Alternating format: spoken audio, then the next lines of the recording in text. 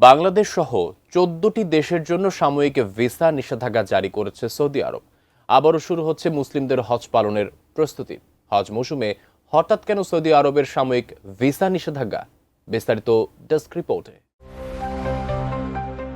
বছর ঘুরে আবারও আসছে মুসলমানদের পবিত্র ধর্মীয় উৎসব ঈদ উল আজহা, আর এ সময়ে পালিত হয় হজ। আরবি জিলহজ মাসে সামর্থ্যবান মুসলমানরা হজ পালনের প্রস্তুতি নেন। এরই মধ্যে সৌদি আরব সাময়িক ভিসা নিষেধাজ্ঞা জারি করেছে কিছু দেশের বিরুদ্ধে। কূটনৈতিক সূত্র জানিয়েছে, এই নিষেধাজ্ঞা ওমরা, ব্যবসা ও পারিবারিক ভিসার উপর প্রযোজ্য এবং এই নিষেধাজ্ঞা আগামী জুন মাসের মাঝামাঝি নাগাদ প্রত্যাহার করা হতে পারে। রোববার পাকিস্তান ভিত্তিক সংবাদ মাধ্যম দ্য নিউজ ইন্টারন্যাশনাল এ নিয়ে এক প্রতিবেদন প্রকাশ করেছে। সৌদি কর্মকর্তারা নিশ্চিত করেছেন, যাদের কাছে ওমরা ভিসা রয়েছে তারা ১৩ এপ্রিল পর্যন্ত দেশটিতে প্রবেশ করতে পারবেন।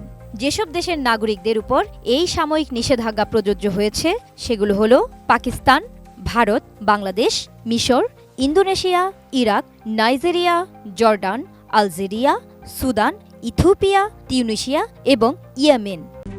RICL TMX, যুগের পর যুগ স্থাপনা থাকে মজবুত। সৌদি কর্তৃপক্ষের ভাষ্যমতে এই সাময়িক নিষেধাজ্ঞার পেছনে প্রধান কারণ হল অবৈধভাবে হজ পালনের প্রবণতা। অতীতে বহু ব্যক্তি একাধিকবার প্রবেশযোগ্য ভিসা ব্যবহার করে হজ মৌসুমে সৌদি আরবে প্রবেশ করতেন এবং অবৈধভাবে থেকে গিয়ে হজে অংশগ্রহণ করতেন। এতে অতিরিক্ত ভিড় ও নিরাপত্তা ঝুঁকির সৃষ্টি হতো।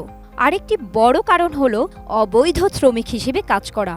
সৌদি কর্তৃপক্ষ জানিয়েছে, অনেকেই ব্যবসা বা পারিবারিক ভিসা নিয়ে গিয়ে নিয়ম ভেঙে স্থানীয় বাজারে কাজ করতেন, যা শ্রমবাজারে বিশৃঙ্খলা সৃষ্টি করে। সৌদি পররাষ্ট্র মন্ত্রণালয় এক বিবৃতিতে জানিয়েছে, এই সাময়িক নিষেধাজ্ঞা হজ মৌসুমে ভ্রমণ নিয়ন্ত্রণ সুসংহত করতে এবং নিরাপত্তা নিশ্চিত করতেই গ্রহণ করা হয়েছে।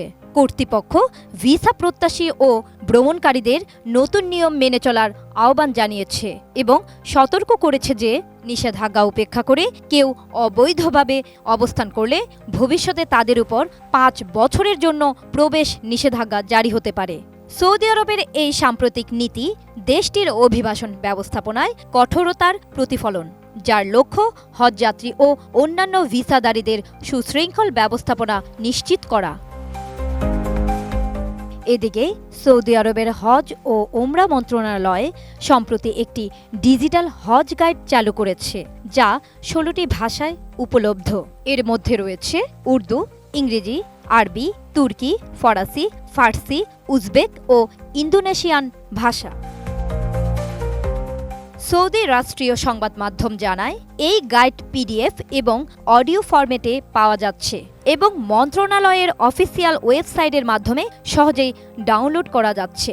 হজ যাত্রীদের জন্য এই গাইড গুরুত্বপূর্ণ তথ্য প্রদান করছে, যাতে তারা সুশৃঙ্খলভাবে হজ পালন করতে পারেন।